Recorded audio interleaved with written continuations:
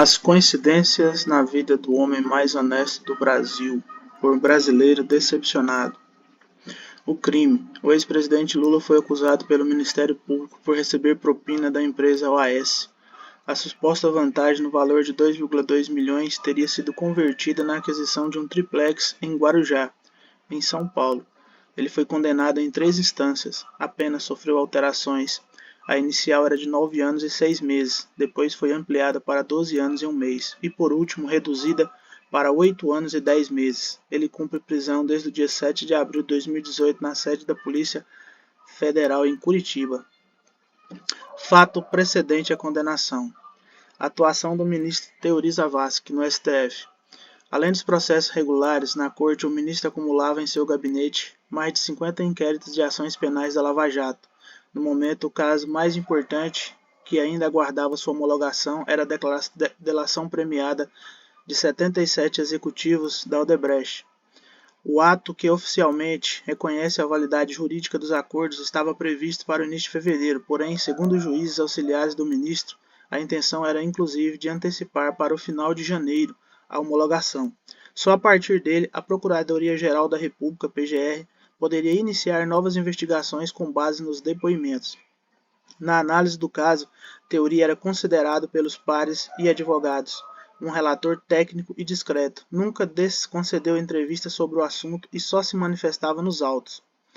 Numa das decisões mais marcantes no final de 2015, convocou uma sessão extraordinária na segunda turma responsável pela Lava Jato para confirmar uma ordem de prisão do então senador Delcídio do Amaral e dono do banco BTG, André Esteves. Na época, veio à tona a gravação com indícios de que ambos pretendiam comprar o silêncio do ex-diretor da Petrobras, Nestor Cerveró. Porém, como todos sabem, o ministro Teori Zavascki foi morto num conturbado acidente aéreo. A condenação. 12 de setembro de 2017, o juiz Sérgio Moro condenou o ex-presidente a 9 anos e 6 meses de prisão pelos crimes de corrupção passiva e lavagem de dinheiro relacionado ao processo do triplex do Guarujá. 24 de janeiro de 2018, o Tribunal Regional da 4ª Região analisou a apelação da defesa do ex-presidente. Além disso, aumentaram a pena inicial, que passou para 12 anos e 1 mês de prisão, com início fechado. A defesa fez apelação ao Supremo Tribunal Federal para que o efeito só ocorresse depois de esgotados todos os recursos.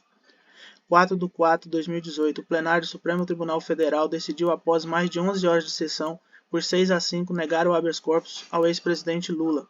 Votaram contra os ministros Fachin, Moraes, Barroso, Rosa Weber, Fux, Carmen Lúcia, e a favor os ministros Mendes, Toffoli, Lewandowski, Marco Aurélio e Celso de Mello.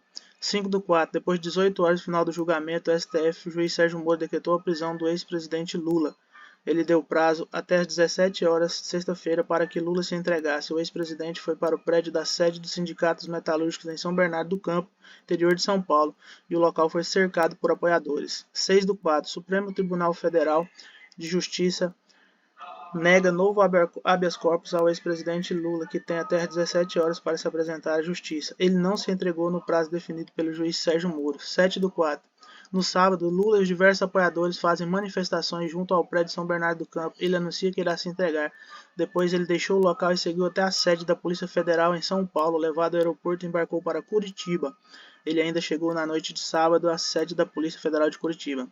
Após a prisão, 23 de 4 de 2019, ao analisar o processo contra o ex-presidente, ministros do Superior Tribunal de Justiça decidiram reduzir a pena de 12 anos e 1 mês para 8 anos e 10 meses.